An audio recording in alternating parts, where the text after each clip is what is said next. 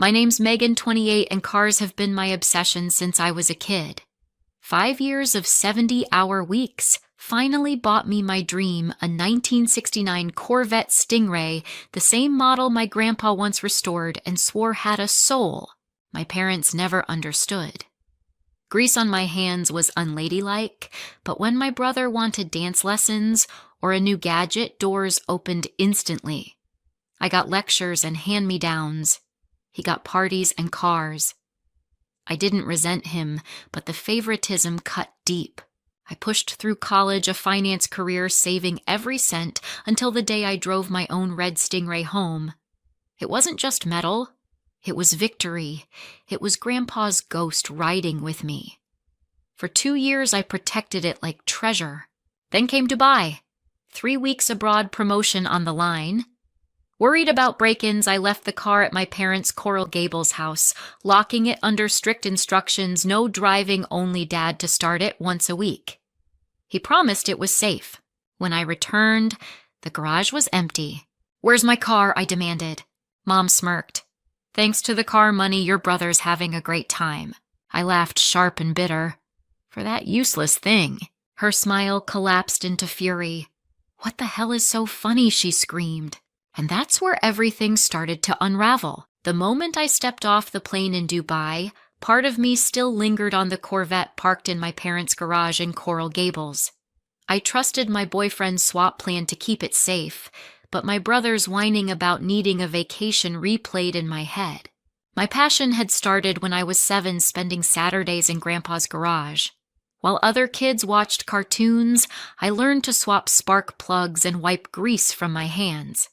His prized 1969 Corvette Stingray gleamed under the lights, and he'd say, "These aren't just cars, they've got souls." At 10, I swore I'd own one. My parents never understood. Mom pushed me toward normal hobbies, Dad dismissed my interest, but my younger brother was indulged in everything he wanted. Guitar lessons, sneakers, a huge birthday party, even an SUV for graduation, while I got lectures and hand-me-downs. I left for college, worked 3 jobs, kept a 4.0, and landed a brutal but lucrative finance job. Every spare dollar went into my Stingray fund. After 5 years, I finally found it, a red '69 Corvette from a collector in Georgia. Driving it home, I whispered, "We did it, Grandpa." For 2 years, I treated it like royalty. Then came the Dubai trip, 3 weeks that could make my career. But car thefts in Miami made me nervous, so I left the Stingray with my parents. Dad admired it, promising to keep it safe. I gave strict instructions: start it weekly, don't drive it, keep it covered. That night at dinner, my brother complained about needing a Caribbean getaway. Mom fussed, Dad mumbled about money. It stuck with me. Before leaving, I confirmed with my boyfriend he'd swap in his replica the next day, nearly identical, but far less valuable. Relieved, I boarded my flight. Still, unease followed me. That dinner, their sympathy for my brother, it felt like a storm brewing. As my plane touched down in Dubai, I tried to focus on the high-stakes deal ahead, but a nagging worry about my Corvette lingered. My boyfriend's swap plan should have kept it safe, yet my family's history of bending over backward for my brother gnawed at me. That car was years in the making.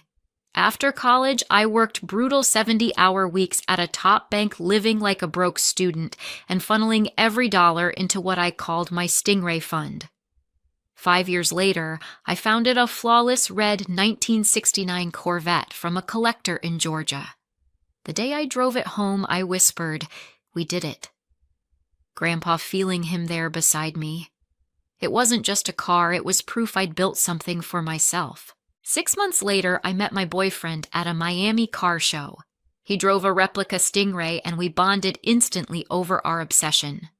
For 2 years, I babied my car, clear skies, only climate-controlled storage, every bolt checked by me. Then came the call, 3 weeks in Dubai, leading a multi-million-dollar pitch.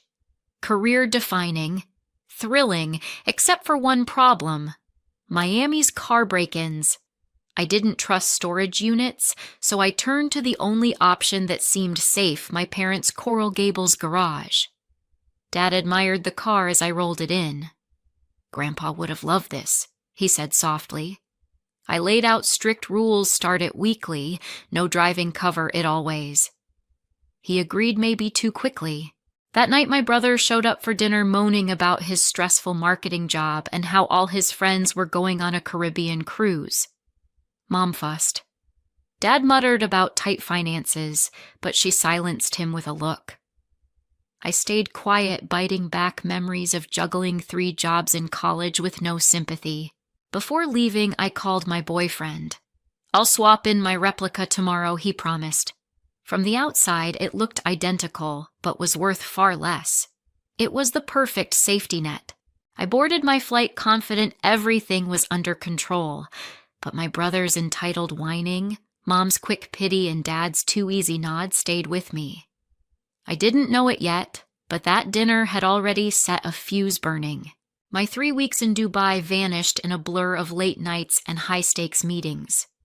The project was a smash hit, a $10 million contract signed my boss hinting at a VP title.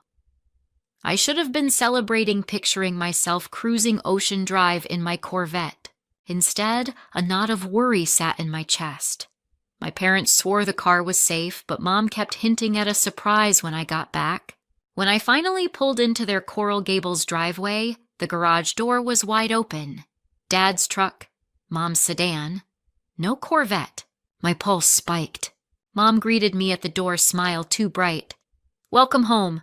"Where's my car?" I snapped. Her expression shifted, smug, defensive.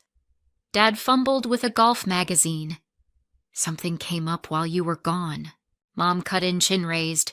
"Your brother needed a break. Thanks to the car money, he's on a well-deserved Caribbean cruise." I froze. "You sold my car." She pulled up his Instagram, him on deck, cocktail in hand, grinning. The room spun. That car was mine, registered in my name.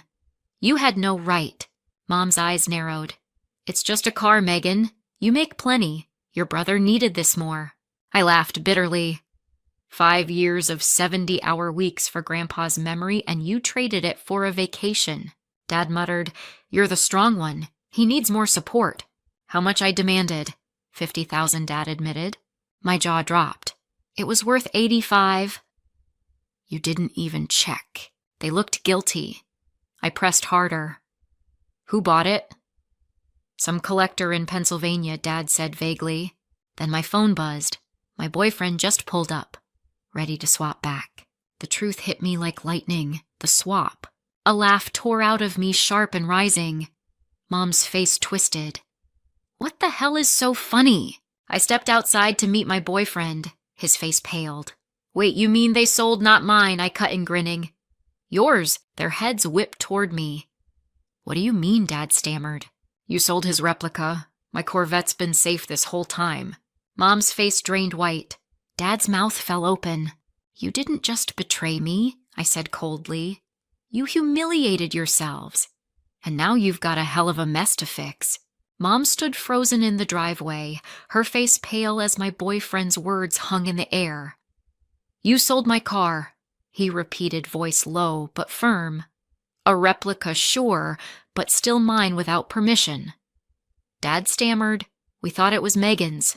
They looked the same." My boyfriend crossed his arms. "That's the point. They're meant to look alike, but mine's worth $30,000, not $85,000. You didn't just mess up. You made a serious mistake that could land you in hot water." I watched their panic set in, Mom gripping Dad's arm, her eyes darting like she was searching for an excuse. "We didn't know," she whispered, voice trembling.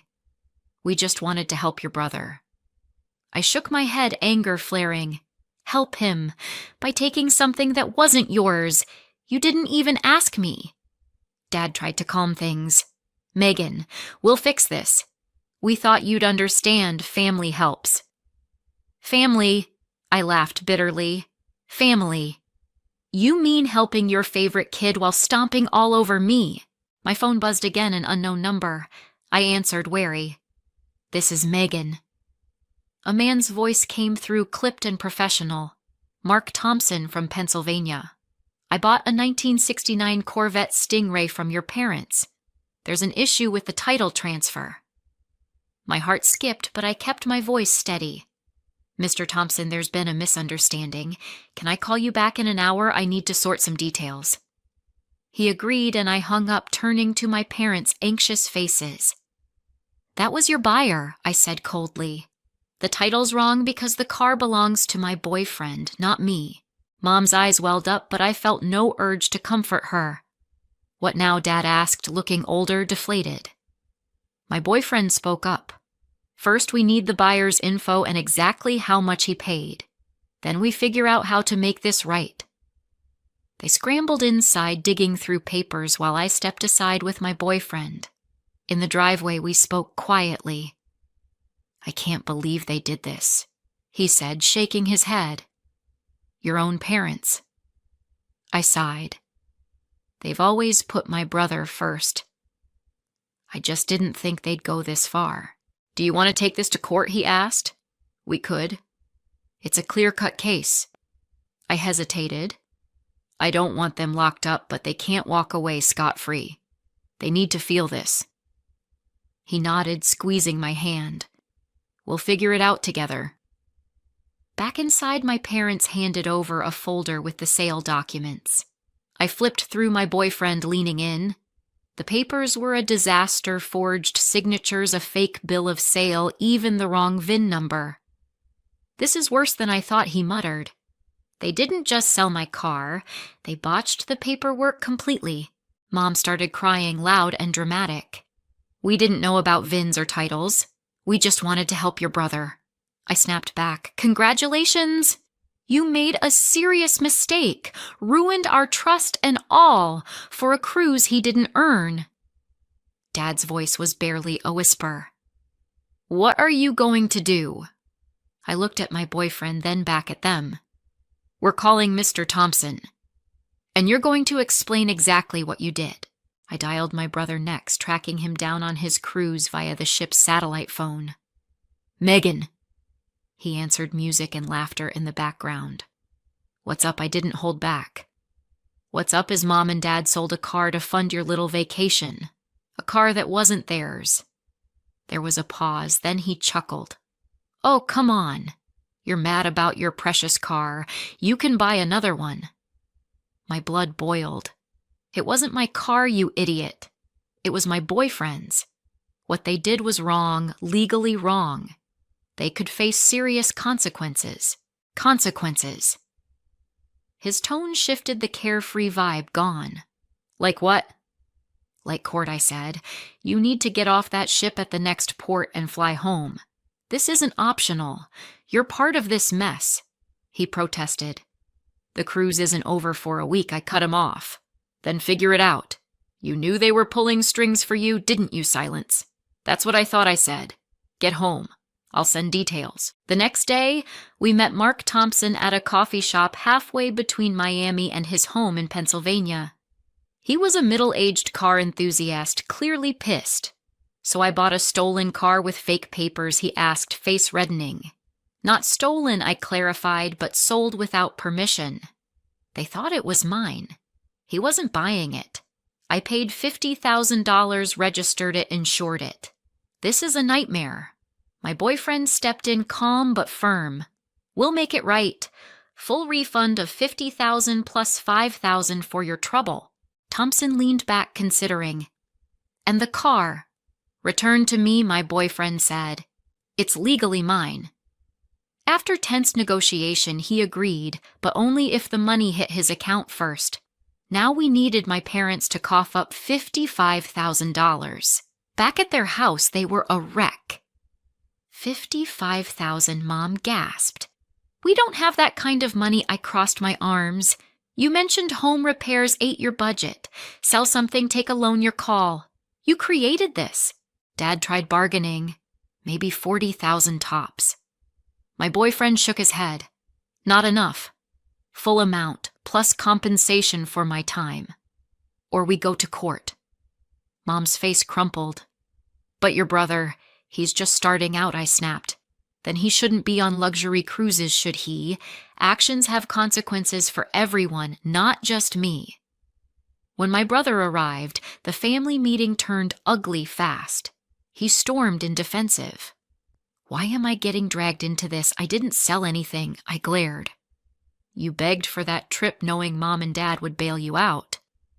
He sneered. You're just jealous they care about me more. The room went quiet, his words slicing deep. Jealous, I said, voice low. They've babied you your whole life, and now they've crossed a line. I'm done. Mom started yelling, cursing me out, like in the driveway, calling me selfish. Dad tried to defend them, but I was past listening. I called my lawyer friend, ready to take this to the next level. The air in my parents' living room was thick with tension as my brother's accusation hung between us. His words, "You're just jealous they care about me more," burned, exposing the raw truth of our family's imbalance. Mom's curses still echoed in my head, her face red from yelling while Dad sat silently unable to meet my eyes. I stood firm, phone in hand, already dialing my lawyer friend, Lisa Harper. "Megan, please." Mom begged, her voice cracking now, all traces of anger gone. "Don't do this. We're family. Family doesn't do this." I shot back, my voice steady despite the fury bubbling inside. "You sold property that wasn't yours, forged papers, and handed my brother a vacation he didn't earn. I'm not letting this slide." My boyfriend nodded, his expression hard but supportive. "We're meeting Lisa today," I said. "You'd better start figuring out how to come up with $55,000. We left their house and drove to Lisa's office in downtown Miami, a sleek space with glass walls and a no-nonsense vibe. Lisa, a sharp criminal lawyer I'd met at a networking event, listened as we laid out the mess: my parents' unauthorized sale, the fake documents, the wrong VIN. "Let's be clear," she said, leaning back in her chair. "What they did is a serious mistake, potentially actionable as theft or misrepresentation. With no prior record, jail's unlikely, but a civil suit could hit them hard for damages." I glanced at my boyfriend. "We don't want prison," I said, "but they need to pay literally and figuratively." Lisa outlined our options: press charges and let the courts handle it, sue for the car's value plus damages, or settle privately with a binding agreement. "The cleanest fix is to unwind the sale," she said. "Refund the buyer, get the car back. But that means your parents need $55,000 fast, or the buyer might escalate this himself." My boyfriend spoke up. "We've already talked to Mark Thompson. He's agreed to return my car if he gets his money back plus $5,000 for the hassle." "Smart," Lisa said, jotting notes. "I'll draft a settlement agreement, full restitution, notarized apology, and a clause barring them from touching your property again." I nodded, feeling a mix of relief and resolve. This wasn't just about the money. It was about drawing a line they'd never cross again. We left her office and called Mark Thompson, arranging to meet him the next day to finalize the deal. He was frustrated but cooperative as long as the cash came through. Back at my apartment, I braced for the next battle, facing my parents and brother again. They showed up unannounced that evening, looking like they hadn't slept.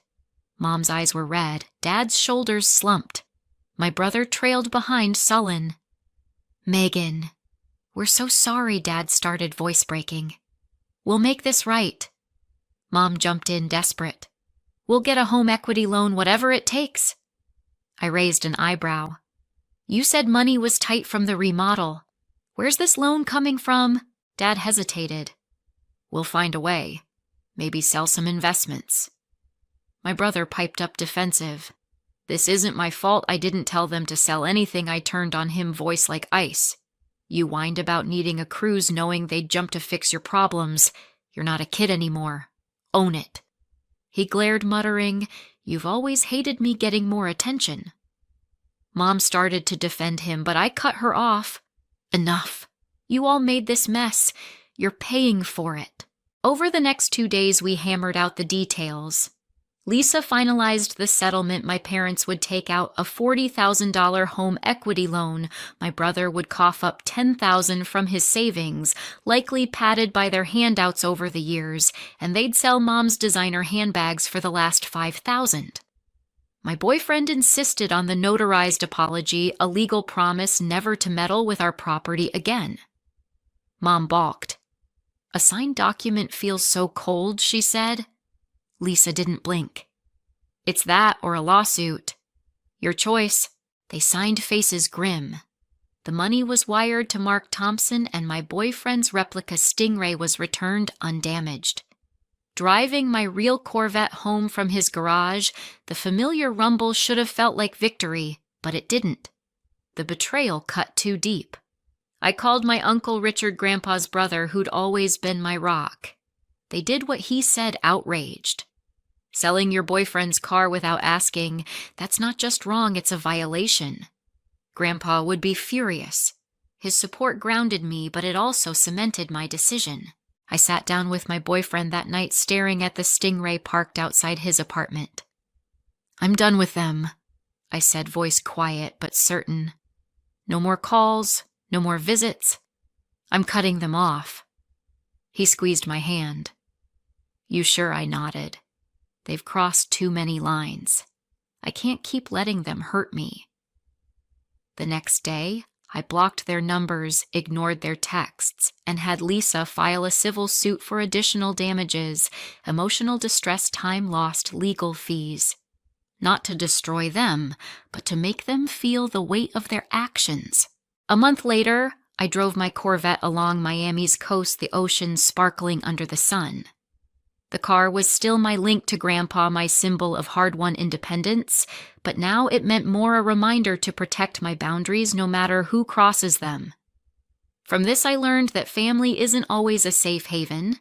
Sometimes the people closest to you will trample your trust to prop up someone else. My warning to everyone: guard your worth, your possessions, your heart. Cutting ties isn't failure, it's survival. A step toward a life where you're not diminished by those who claim to love you. Thank you for listening to my story. If it hit home, please like, subscribe, and share your own experiences in the comments. Have you ever had to stand up to family who crossed your lines? Let me know. I'm reading everyone. "What do you mean the bank called about a loan I didn't sign for?" I asked, gripping my phone tighter as I paced our kitchen. There must be some mistake. "Mrs. Reynolds, I assure you this isn't a mistake," the bank representative replied with practiced patience. "Your signature is on the home equity line of credit documents. The funds were disbursed 3 weeks ago." "How much?" My voice dropped to a whisper. "The loan amount was $375,000 against your property at 1842 Aspen Drive." The room tilted slightly. Our home, the Victorian craftsman we'd spent 5 years restoring, was worth nearly twice that, but the idea that someone had leveraged it without my knowledge made me physically ill. "I need to see those documents," I managed. "I never signed anything." "Of course. If you believe this is fraudulent, you should come to the branch immediately." I'm Lillian Reynolds, 37, an interior designer specializing in historic home restorations in Portland, Oregon. My company, Heritage Revival, has built a solid reputation over the last decade. What I want is simple: the peaceful, honest life I thought I had with my husband Blake, in the home we've poured our hearts into. Standing in my way is an apparent fraud that threatens everything I've worked for. Someone has forged my signature on loan documents, putting my home and business reputation at risk. And the sickening suspicion forming in my stomach suggests the person I trust most might be responsible. Blake and I met in architecture school. While I focused on interior spaces, he pursued commercial development. We complemented each other perfectly, my eye for historical detail balancing his modern sensibility. When we found the dilapidated Victorian 5 years ago, we agreed it would be our forever project, a place to build our lives and eventually raise children. After ending the call, I opened our shared desktop computer to search for any financial documents Blake might have stored there. The screen lit up to his email, left open and unattended, something he never did. A message preview caught my eye. From Jasmine Winters, subject, closing documents. The condo closing is scheduled for Friday. I can't wait to see the look on. The preview ended there. I clicked to open it fully, but the message had already been marked as read and moved to another folder I couldn't locate. Who was Jasmine Winters? What condo closing? Before I could search further, I heard Blake's key in the front door. I quickly closed the email and turned to face my husband of 8 years, studying his expression as he entered. His smile seemed genuine, his kiss on my cheek automatic as he set down his briefcase. "Hey, babe. How was your day?" he asked, loosening his tie. "Interesting," I replied carefully. "The bank called. Something about a loan." For just a fraction of a second, his expression flickered, a micro-expression of alarm quickly masked by confusion. In that instant, I knew with devastating certainty, things were far worse than a simple mistake. Blake and I built our life methodically, like designing a perfectly balanced room. We met in graduate school, bonding over coffee-fueled design charrettes and shared admiration for Frank Lloyd Wright. When we married at 29, we had a 5-year plan: establish our careers, restore a historic home, start a family by 35. The careers flourished. My interior design business thrived by word of mouth from Portland's historic district homeowners, while Blake's commercial architecture firm landed increasingly prestigious projects. Finding our perfect fixer-upper took longer than expected, but when we discovered the neglected 1890s Victorian, we knew immediately it was meant to be ours. We pooled our savings for the down payment with an agreement. I would lead the interior restoration, Blake would handle structural and external renovations. Weekends disappeared into stripping woodwork, refinishing floors, rewiring ancient electrical systems. Each restored inch represented our shared future. The family part of our plan proved more elusive. After 2 years of trying naturally, we underwent fertility treatments. The physical toll fell on me. Daily hormone injections, invasive procedures, emotional devastation with each negative test. Blake was supportive, attending key appointments and comforting me through failures, though he seemed increasingly distracted by work pressures. "Reynolds Architectural has a shot at the Westbrook development," he explained during one particularly busy month. "It would put us on the map regionally." I supported his ambition, often handling house projects alone while he worked late. The pursuit of both our dreams required sacrifice, and I believed we were in it together. Looking back, I see warning signs I chose to ignore. The unexplained weekend site visits that left no mud on his boots, the sudden password protection on his phone, credit card statements he insisted on handling personally, the decreasing physical intimacy attributed to stress and timing. "I've always been the practical one," Blake often reminded me when questioned about financial decisions. "Trust me to handle this part." And I did trust him, completely. When my design studio faced pandemic-related cancellations last year, Blake covered our mortgage for 3 months, waving away my concerns about repayment. "What's mine is yours," he'd said. Despite these reassurances, subtle shifts occurred. He began questioning my business expenses, suggesting my studio renovation had been extravagant. He proposed we delay our planned kitchen remodel, citing market uncertainty. When my sister Jennifer faced divorce after her husband's infidelity, Blake seemed oddly defensive of the cheating husband. "People are complicated," he argued during one discussion. "Nobody knows what happens inside a marriage except the people in it." The comment lingered uncomfortably, but I dismissed it as philosophical difference rather than personal revelation. When my business rebounded stronger than ever this year, Blake seemed both proud and somehow resentful of my success. "You've really come into your own," he said during our anniversary dinner last month, studying me with an expression I couldn't quite interpret. "Sometimes I hardly recognize the woman I married." At the time, I took it as a compliment. Now, remembering the strange distance in his eyes, I wonder if it was actually a confession. "I have no idea what they're talking about," Blake said, maintaining eye contact as he poured himself a whiskey. "Probably a clerical error. I'll call them tomorrow." I nodded, watching him closely. In court testimony I'd once heard, liars often provide too much detail. Blake was giving me just enough. Concern without over-explanation. Either he was innocent, or very practiced. They mentioned a signature, I pressed. My signature. That's impossible. He frowned, setting his glass down. Unless, remember when we refinanced last year? Could it be related to that? The refinance had been legitimate. Lower interest rate, no cash out. I'd signed those papers myself at the bank. This was completely different. They specifically said it was a new HELOC opened 3 weeks ago. Blake's phone chimed. He glanced at it, then quickly turned it face down on the counter. Well, it's definitely a mistake. Don't worry about it tonight.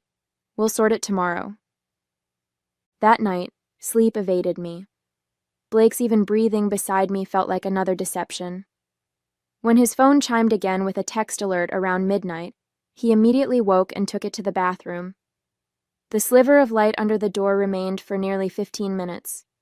The next morning, I arrived at the bank the moment it opened. The loan officer, Ms. Kemp, seemed genuinely concerned as she retrieved the documents. Here's the application and approval paperwork, she said, spreading several pages before me. As you can see, both signatures are present. My husband's signature looked authentic. Mine was a reasonable approximation but clearly forged. Certain loop patterns were wrong. The slant was too severe. This isn't my signature, I said firmly.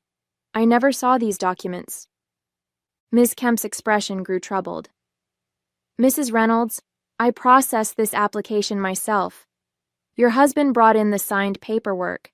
He said you couldn't come because of work commitments. And you didn't verify? Call me? Video confirmation? He's been a customer for years, she replied defensively. And we did call the number on file to confirm. Which number? She checked the application. The contact phone wasn't mine, but a number I didn't recognize. I need to know where the money went, I said, my voice surprisingly steady despite the roiling in my stomach. Ms. Kemp hesitated. I can't divulge that without... This is fraud involving my name and my property. Either you tell me or I call the police from this chair. She paled slightly, then turned to her computer. After several clicks, she said, The funds were wire transferred to Northwest Escrow Services on April 12th. An escrow company, property purchase. The condo closing from the email suddenly made sickening sense. As I left the bank, my phone buzzed with a text from an unknown number. Viewing the property today. It's perfect. Thanks for making this happen for us. J. A message clearly not meant for me. J for Jasmine? I nearly called Blake to confront him, but stopped myself. Confronting him now, with only partial information, would give him time to construct explanations, hide evidence, maybe move the money again. Instead, I typed, New phone, who is this? And waited. The response came quickly. Very funny, Blake. It's Jasmine. Still meeting at the condo at 2? I stared at my phone, the final piece clicking into place. There was no mistake, no misunderstanding. While I'd been designing our dream home, my husband had been designing his escape, with another woman, using our home equity to fund their love nest. My fingers hovered over the keyboard, trembling slightly. Part of me wanted to explode, to unleash years of accumulated trust in a volcanic text of rage and betrayal.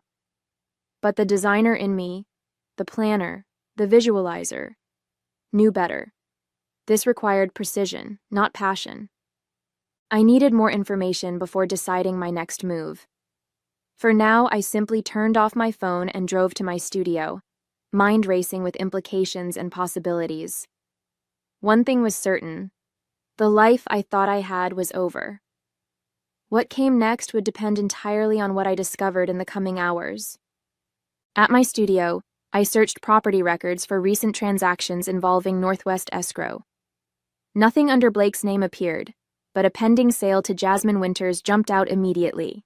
A 2-bedroom condo in Pearl District for $368,000. Almost exactly the loan amount. I needed proof connecting Blake to this purchase. Confronting him with suspicions would only yield denials. I needed evidence that would crumble his defenses, that would make lying futile. Around noon, I returned home, knowing Blake would be at a client meeting. Our shared desktop contained years of financial documents. Surely some trail existed. But when I attempted to access our cloud storage, the password had been changed. Likewise, our shared spreadsheets for household finances were suddenly not found. Blake was erasing his digital footprint. I called our accountant, Martin, with whom we'd filed taxes for years. Lillian, perfect timing. I was about to call Blake back about the documentation for that investment property. Did he find the purchase agreement? My breath caught. Investment property? The condo he mentioned buying as a rental. He called yesterday about how to structure it for tax purposes. Said it was your joint venture? Right, I managed. Can you remind me what he's already told you? I want to make sure we're aligned. Martin chuckled. Not much. Just that you two purchased a condo as an investment, but he wanted it kept separate from your personal finances for some reason. I advised against it. Married filing jointly makes that complicated. He said he'd explain further when he brought the paperwork. Thanks, Martin. I'll make sure he calls you back. So Blake was creating a paper trail of my involvement, establishing plausible deniability. If questioned, he could claim I knew about the condo all along. Desperate for answers, I drove to the property address. The modern high-rise contrasted sharply with our lovingly restored Victorian, all glass and steel where our home was wood and warm brick. I parked across the street, watching the entrance, unsure what I was even hoping to see. At precisely 2 p.m., a sleek black Audi pulled up. Blake stepped out, checking his reflection in the glass door before entering the building. 20 minutes later, a woman with long, dark hair arrived. Athletic, polished, at least 10 years younger than me. She moved with the confident stride of someone comfortable in the space, entering without buzzing. I felt physically ill. While I'd imagined confronting the mistress would bring clarity, witnessing her existence made everything worse. She was real. This was real. My phone rang. Blake. Hey, I answered, working to keep my voice neutral. How's your day going? Great, actually. Client meeting went well. His voice contained not a hint of deception. I might be late tonight, though. Project deadline moved up. Another lie delivered with practiced ease. How many project deadlines had actually been rendezvous with her? No problem. I have design boards to finish anyway. That's my girl, always working, love you. The casual love you nearly broke me. How could he say those words coming from her apartment? When I returned home, I found an envelope from the bank containing loan documents. They'd been mailed to our home address rather than delivered electronically, likely Blake's attempt to intercept them. I now had physical evidence of the forgery. I called the bank's fraud department, explaining my signature had been forged. They opened an investigation immediately, putting a freeze on the remaining loan funds, approximately $7,000 that hadn't yet been dispersed. That evening, Blake texted that he'd be working late at the office. I replied with a simple, okay, then drove to his office building. The lights were off, the parking lot empty. His car was nowhere to be seen. A small, irrational hope I'd been harboring, that there was some explanation beyond the obvious, finally died. When he returned home near midnight, I pretended to be asleep. He showered before coming to bed, likely washing away the evidence of his afternoon. As he settled in beside me, his phone chimed with a text. He read it, chuckling softly to himself in the darkness. I lay motionless, mapping out my next steps with architectural precision. The bank investigation would take time. I needed more immediate action to protect myself. First thing tomorrow, I would consult a divorce attorney. But not just any attorney. I needed someone who specialized in financial fraud. The lawyer's office was understated. No pretentious mahogany or leather chairs, just clean lines and practical functionality. Diane Harper had come highly recommended for her expertise in divorce cases involving financial deception. Unfortunately, what you're describing is more common than you'd think, Diane said after I explained my situation. Spouses hiding assets, taking loans, even stealing identities. What are my options? I asked. First, we document everything. The forged signature gives us leverage. That's criminal fraud. But we need to move quickly to protect your assets and credit.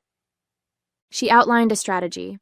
File for legal separation immediately to limit further financial damage, gather evidence of the affair and fraud, and prepare divorce proceedings. But her next statement sent ice through my veins. You should know that if the bank investigation proves the signature is forged, they'll likely press criminal charges. Your husband could face jail time. The thought of Blake in prison should have been satisfying, but it was simply another layer of surreality.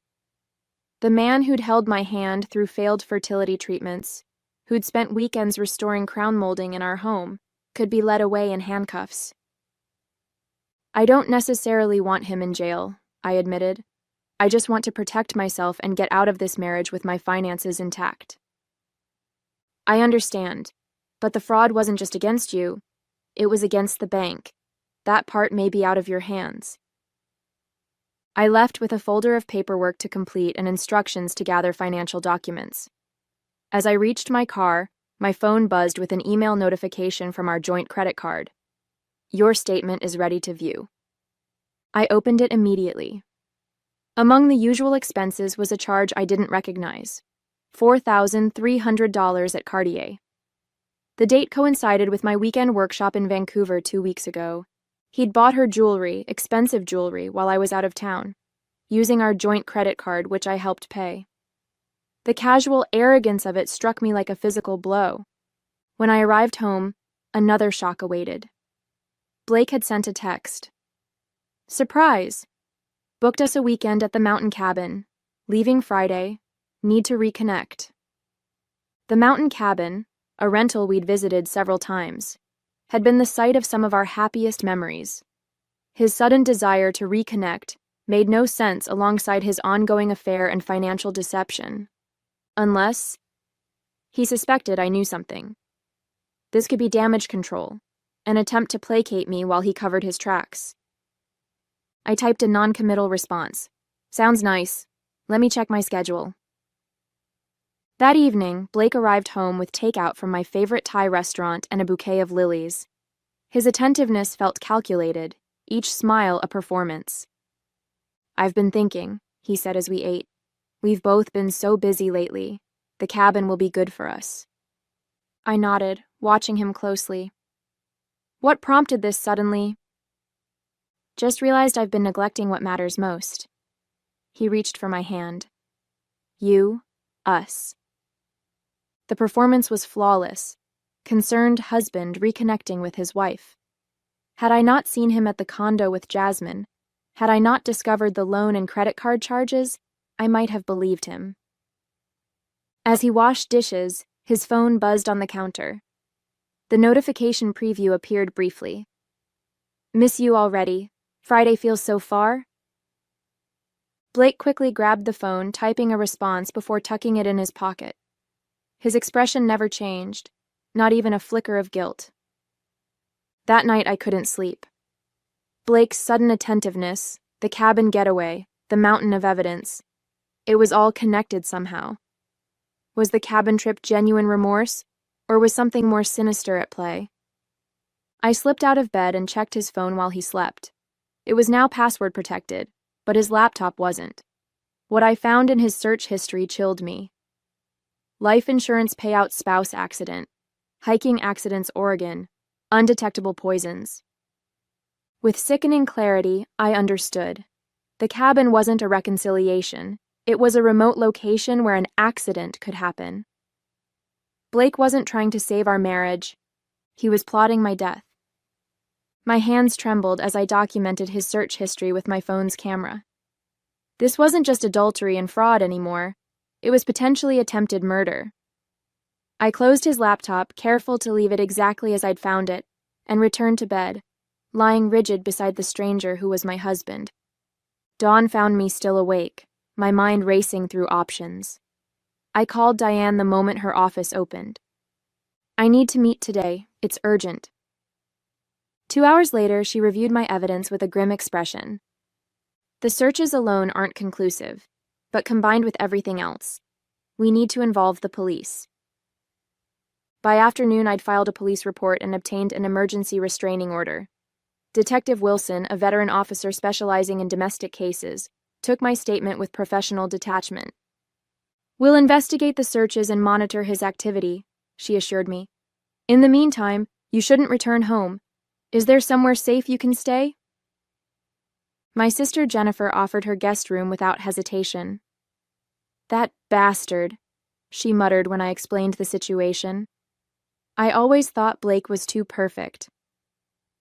With the restraining order in place and police notified, I felt marginally safer. But a new problem emerged. I needed access to our home to retrieve important documents and possessions, yet couldn't risk encountering Blake. "I'll go with you," Jennifer volunteered. "We'll wait until he's at work." The plan seemed solid until Blake texted, "Working from home today, missing you, still thinking about our weekend getaway." He knew I'd discovered something. His home presence was strategic, preventing me from retrieving anything without confrontation. I needed a distraction to get him out of the house. After consideration, I texted, "Can we meet for lunch? Need to talk." Suggesting a restaurant 40 minutes away would give Jennifer and me enough time to enter the house, grab essentials, and leave before he could return. "Sure," he responded immediately. "Noon at Riverside Grill?" "Perfect." As expected, Blake left promptly at 11:20. Jennifer and I waited until his car disappeared before approaching our home. Using my key, we entered quickly, heading straight for the important documents in my office. "Hurry," Jennifer urged, keeping watch by the window. "Get what you need and let's go." I gathered my passport, birth certificate, business documents, and irreplaceable family photos. In our bedroom, I retrieved the jewelry my grandmother had left me. Everything else could be replaced. As I passed Blake's office, a notification sound emanated from his desktop computer. Without thinking, I glanced at the screen and froze. A text message preview had appeared from Jasmine. "Excited about our trip. She'll never figure it out, right?" The cabin trip wasn't intended for me at all. It was for them. The searches about accidents and poison must have been for some other purpose. Perhaps another aspect of his plan I hadn't yet uncovered. "Lillian, we need to go!" Jennifer called urgently. "His car just turned onto the street." Panic surged. Blake had never intended to meet me for lunch. He'd seen through my ruse and circled back immediately. "He's coming back," I hissed, rushing toward the front door. "Too late. He's pulling into the driveway." We were trapped. If Blake discovered me taking documents, who knew how he might react? The restraining order wouldn't help if he decided to escalate to violence immediately. "The back door," I decided, leading Jennifer through the kitchen, but as we reached it, the door handle turned. Someone was entering from the rear of the house. Jennifer's eyes widened in alarm. "I thought you said he lives alone?" "He does," I whispered. The back door opened to reveal a woman, Jasmine, carrying grocery bags as if she belonged there. She froze upon seeing us, shock evident on her face. "Who are you?" she demanded. "What are you doing in our house?" "Our house." The casual possessiveness in her voice ignited something in me. This was my house. The one I'd restored room by room, the one with my name on the deed, the one they'd leveraged for their affair. Before I could respond, the front door opened. Blake called out, "Babe? You here already? I grabbed champagne for—" He rounded the corner and stopped abruptly, faced with an impossible tableau. His wife, his sister-in-law, and his mistress, all standing in the kitchen he'd promised to remodel for me years ago. For a long moment, nobody spoke. Then my phone buzzed with an incoming text. From Blake's number. "She'll never figure it out." A message clearly meant for Jasmine, sent to me by mistake. The text notification illuminated my phone screen for all to see. My sister glanced at it, then at me, her expression shifting from fear to indignation. "Wrong number, dear," I said, holding Blake's gaze as I typed the response. His phone chimed. The color drained from his face as he checked the message, realization dawning that he'd just texted his secret to the very person he was hiding it from. "Lillian, I can explain," he began. "Let me help you," I interrupted, my voice eerily calm. "You forged my signature on a home equity loan for $375,000. You used that money to buy a condo for your girlfriend. You charged a $4,300 Cartier purchase to our joint credit card. And you researched ways to make my death look accidental." Jasmine's head snapped toward Blake. "What is she talking about? What death?" "She's confused," Blake stammered. "Lillian, you're not thinking clearly." "The police have your search history," I continued, "along with evidence of identity theft and bank fraud. There's a restraining order against you, which you're violating right now." As if on cue, sirens wailed in the distance. Detective Wilson had promised to drive by periodically to ensure my safety during document retrieval. "Your things will be on the lawn in an hour," I said, my voice steady despite the adrenaline coursing through me. "I've already changed the locks, the security system passwords, the garage door code. You can't just—" "I already have." I held up my phone displaying photos of his search history. "Would you like me to forward these to Jasmine? To your parents? Your firm's partners?" The sirens grew louder. Blake's expression shifted from denial to desperation. "This is my house too," he protested weakly. "Actually, it's not. Not anymore." I handed him a document from my folder, the preliminary filing for divorce on grounds of fraud and adultery. "You'll be served officially tomorrow, but consider this a preview." Jennifer opened the front door as a police cruiser pulled up. Detective Wilson stepped out, hand resting casually on her holstered weapon. "Everything okay, Mrs. Reynolds?" she called. "Mr. Reynolds was just leaving," I replied. "Permanently." True to my word, Blake's belongings appeared on our front lawn precisely 1 hour later. Jennifer and I worked methodically, emptying his closet, boxing his precious architecture books, stacking his expensive electronics in neat piles. Neighbors watched from windows and porches, curiosity overcoming discretion. Jasmine had fled immediately after the police arrived. Blake, after a tense conversation with Detective Wilson, had departed with a warning: violate the restraining order again, and he'd be arrested. He returned as we finished, standing impotently beside his BMW as strangers examined his life's possessions spread across the yard. "You've made your point," he called. "Can we please talk about this like adults?" I didn't respond, instead tossing his monogrammed robe onto the growing pile. "This isn't fair," he tried again. "That loan was for us, for our future."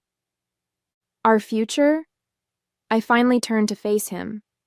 "Which part? The part where I die in a hiking accident? Or the part where you move your girlfriend into my house?" His face contorted. "You're twisting everything. I never—" "Save it for your attorney, Blake. You'll need a good one." 6 months later, the divorce was finalized. The bank's fraud investigation had provided irrefutable evidence of Blake's deception, resulting in criminal charges. Rather than risk trial, he accepted a plea deal, financial restitution, probation, and a permanent mark on his record. His architectural firm, unwilling to associate with scandal, asked for his resignation. The condo purchased with the fraudulent loan was sold to repay the bank. The remaining debt, nearly $60,000 after the sale, became Blake's sole responsibility. The marriage's dissolution left him with little beyond his BMW and the clothes on his back. As for me, I kept the house, purged of his presence and redecorated to my taste alone. My business thrived as clients, hearing fragments of my story, sought my expertise in transforming spaces after life's unexpected renovations. Standing in my newly designed living room, I realized Blake had unwittingly given me a gift. In attempting to destroy what we'd built, he had forced me to rebuild something stronger, a life designed entirely by my own hand, secured with the wisdom that comes from weathering betrayal and emerging intact. And I would never again share my foundation with someone who might undermine it. Whatever I built next would be on solid ground, with clear eyes and careful planning. After all, that's what good designers do.